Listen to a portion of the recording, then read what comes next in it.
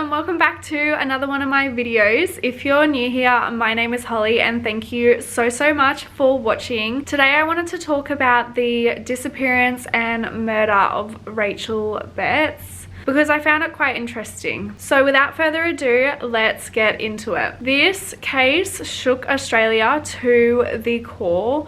I think just because of how brutal it was, and also because this should have never ever happened. It was a complete failure in the justice system, and I will talk a little bit about this more towards the end. But I want to start by talking a bit about Rachel and what she was like growing up. She was born on the 5th of January 1982. Rachel's family describe her as lovable, dependable, bubbly, happy, and just able to make anyone feel welcome. She was actually an only child for the first 11 years of her life. I get the feeling her mum had her when she was quite young, but her mum ended up having some more kids, and Rachel, I think, had a couple, both biological and step siblings, but because she was so much older than them, she almost took on a caring role towards them. It was almost like they all had a second mother. Rachel's sisters said that she was always there to support and provide guidance for them, and they could rely on her for anything. And Rachel's friends said the same. She really seemed like the person that you would go to if you were in a crisis, and she would be happy to help. As Rachel had grown up caring for her younger sisters, it just seemed natural that she would pursue a career in early childcare. She actually found out that she couldn't have children herself, and I think this is something that she found out in a previous engagement, and for whatever reason that engagement fell apart. She did not end up marrying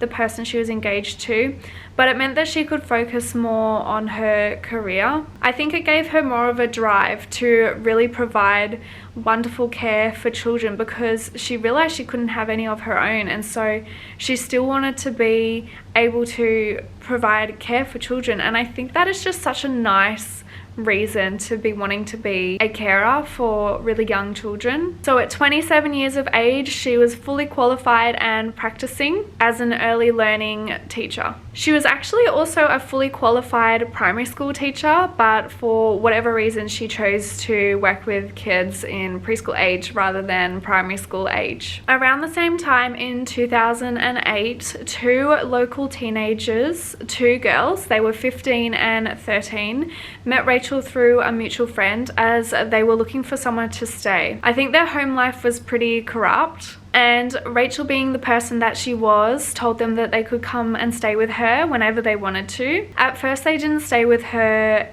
all the time, they would just stay every now and then when they wanted to, but by November of 2008 both of those girls were living with Rachel full time. And as I'm sure you can imagine, this put a real strain on Rachel financially. Her close friends and family were starting to notice that she looked more and more stressed and just run down, and a lot of them recall that she was always stressed about money. And I can imagine it would be really hard. I mean, it's not like childcare teachers get paid that much, and she was looking after two teenagers, and teenagers are expensive. I can really understand why she would have been stressed. And Rachel wasn't the type of person that would have kicked these kids out either. She really genuinely cared for their safety and their well-being. Rachel's mum said in one interview that she put Rachel being really stressed to her being overworked. I think for a while she was working two jobs, but little did she know what was going to come for Rachel in a few months. Rachel was starting to change a little bit. She was starting to hang out with old friends that she hadn't seen in years, and a big reason for this was because they weren't the best influence. I think that a lot of them did a lot of drugs, and Rachel started to partake in this too. Through these friends though, she met a man by the name of John Coombes. He told Rachel that he was looking for someone to sell drugs for him, and he thought that Rachel would be the perfect fit. He told her it would give her that financial freedom that she was looking for,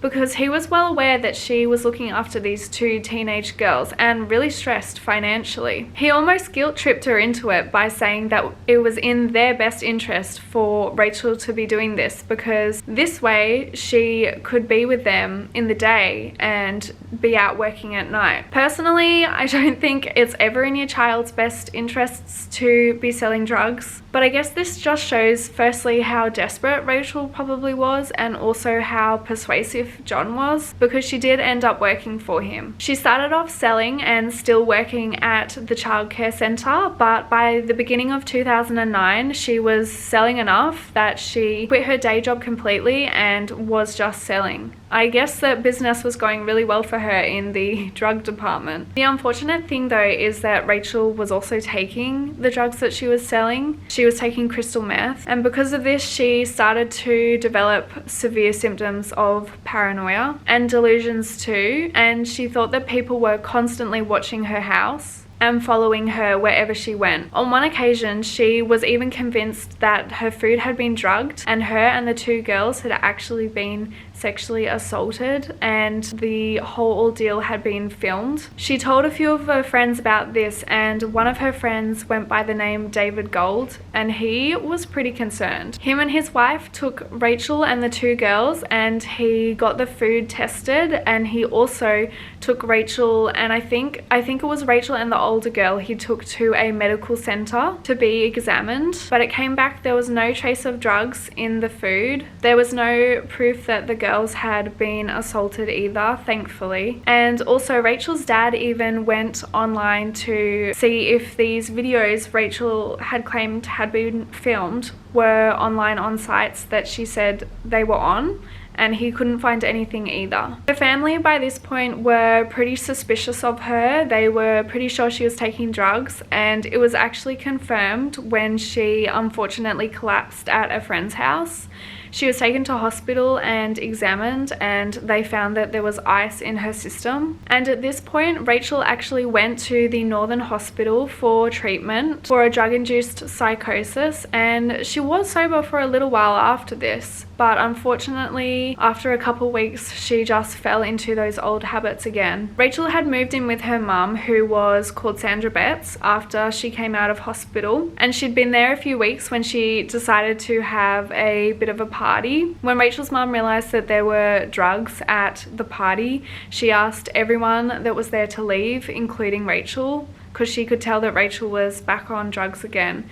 And I can only imagine how hard it would be to see your child that you care and love for so much back on drugs again. I'm so lucky that I don't have anyone in my family who's ever gone through a really bad addiction, but yeah, I can imagine why she asked her to leave, because it would be so hard putting all your energy into trying to keep someone sober and then realizing that they don't want to stay sober themselves for whatever reason. I think it would just be so hard. But when Rachel left that night, she actually moved into the house of the older teenage girl and that teenage girl's mum. I know it's a bit confusing because I'm not saying their names, but I just want to protect their privacy, so I hope it's not too confusing. But it was basically the teenage girl and the teenage girl's biological mum, and then Rachel living there too. At the very beginning of August in 2009, Rachel told some friends that she was going fishing with her boss, John Coombes. I use quotation marks when I say fishing because it basically meant she was going on drug business. She was gonna go try and sell some drugs basically. Rachel got back on the 10th of August, and that night she spent the night with an old school friend by the name of Dante Arbagun. He said that he recalls her acting kind of weird and she said a couple strange things, but he didn't really think too much of it. And then the next day she got a phone call from John. John said he had a surprise for Rachel, but to get the surprise they would need to go away for a couple days together. So Rachel and Gunn discussed this for a little while, and then Rachel left his house and went on her way. It wasn't actually normal for Rachel to go away for a couple days, because at this point she was back living with those two teenage girls and she was the one looking after them, and she really gave it her best shot looking after them. She was very protective of them. She would not leave them at night normally, but for whatever reason this time she decided she would.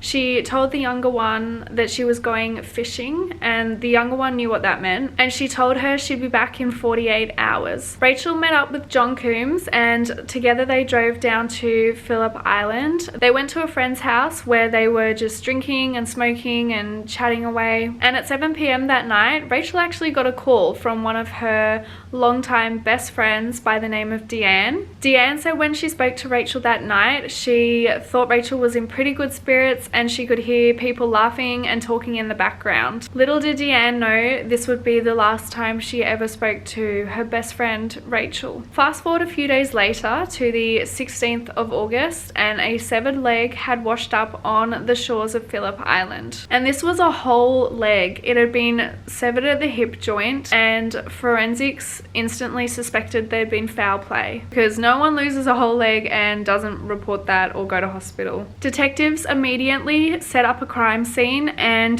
this news was huge in Victoria. There had been a leg that had washed up on a beach with a tattoo on it, and the picture of the tattoo was blasted all over the news. Rachel's mom Sandra even saw this, and she recognized the leg by the tattoo. She instantly knew it was her daughter's, and she rang the police to let them know. DNA testing confirmed that it was Rachel's leg, and weeks later a right leg washed up on another beach nearby, which was also confirmed to be Rachel's leg. You guys, I just want to make a side note here of how strong Rachel's mum must be. She did an interview with 60 Minutes where she talks about her actually realizing it was Rachel's leg and how she called the police and stuff, and my gosh, that woman is just so strong. Police decided to search Rachel's home as they obviously knew that these legs belonged to her, and they started to be pretty suspicious of John Coombes.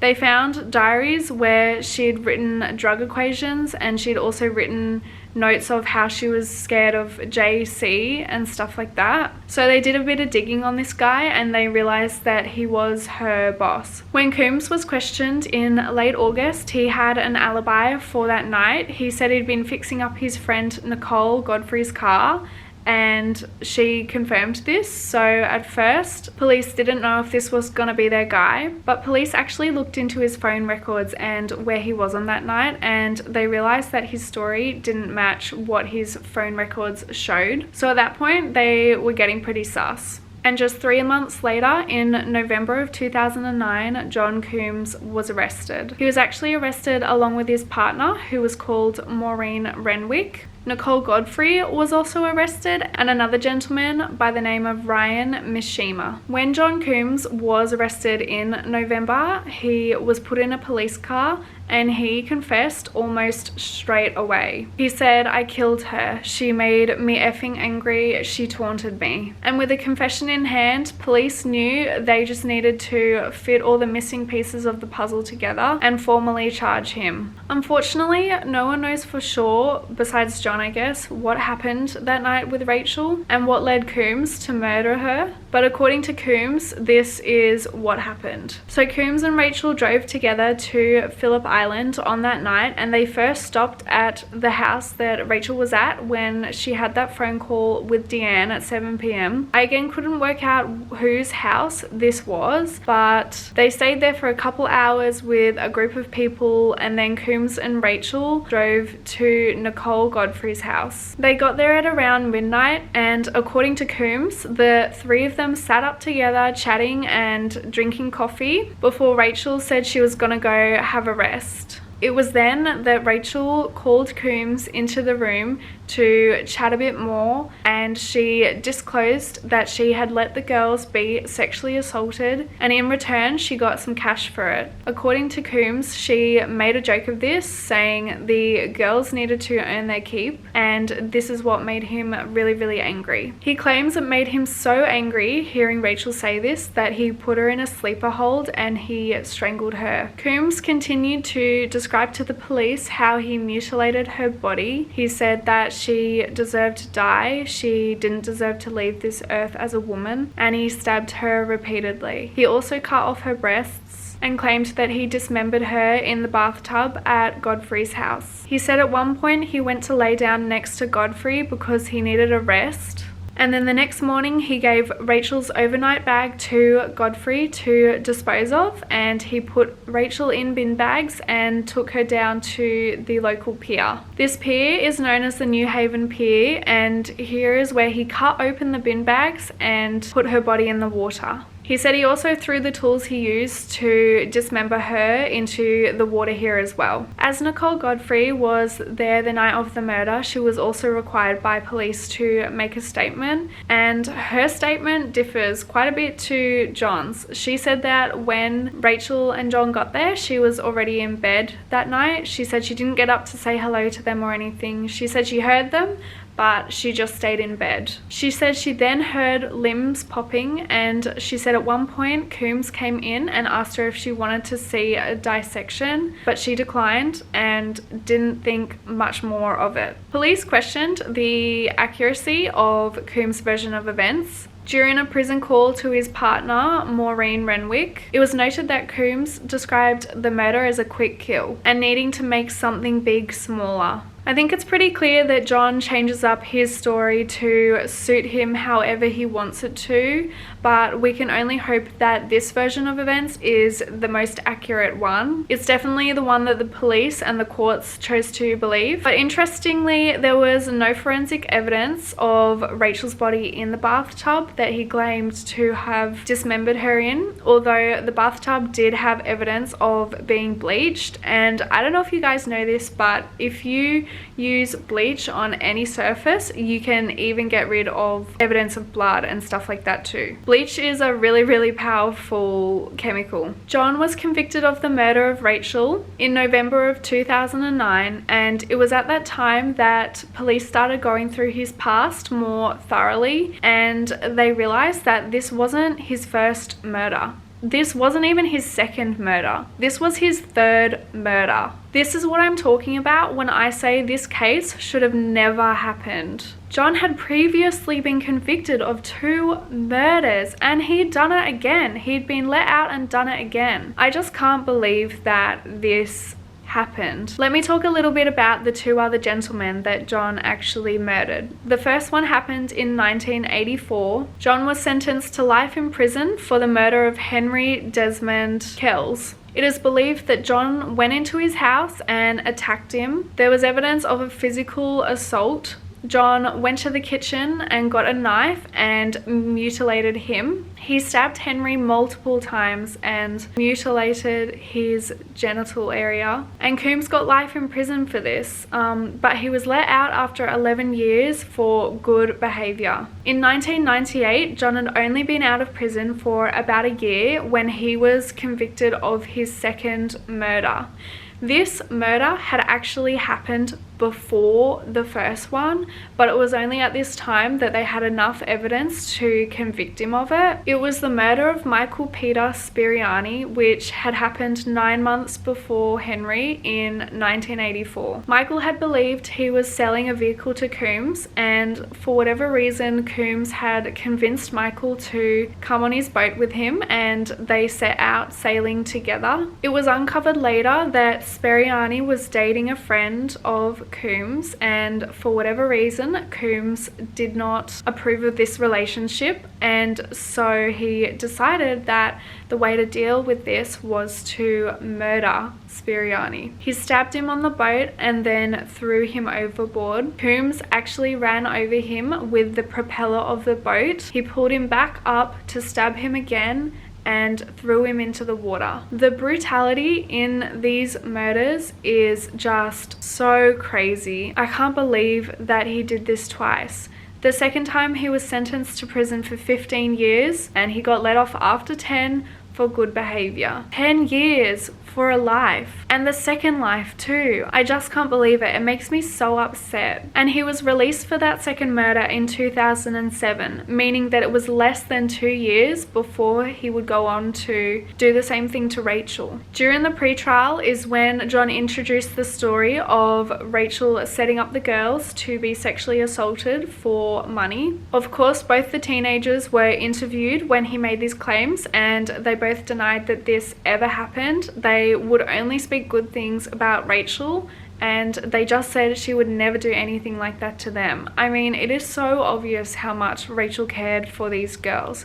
The reason she wanted to sell drugs in the first place was not to make her more money, it was to make enough money to live a comfortable life with these girls. Rachel's family believes that Coombs brought this up to try and tarnish her name, and it also gave him a motive. They thought he did it so he could try and defend his actions. After all this torment John Coombs put Rachel's family through, he decided to plead guilty on the first day of trial. And on the 26th of August 2011, John Coombs was sentenced to life in prison without the possibility of parole, and he would have to serve this sentence consecutively with his existing term for the Spiriani murder. The judge passing the sentence described John as someone with a frightening predilection for murder, and John Coombs then flipped off the courtroom as he was led out of court. I'm guessing he was pretty mad about the fact that he got life in prison without the chance for parole. Since then, there's been some good in this. In Victoria, Australia, there's been some positive changes in the justice system, with a larger budget being allowed to parole boards, resulting in improvements in the quality of information provided to the board so they can make more informed decisions. This funding basically means that parole boards have more time to look over individual cases and keep the right people in prison, and the right people out of prison too, hopefully. While John Coombs should have never been let out of prison in the first place, as he was already a double murderer, at least Rachel's untimely death has made the justice system question itself. And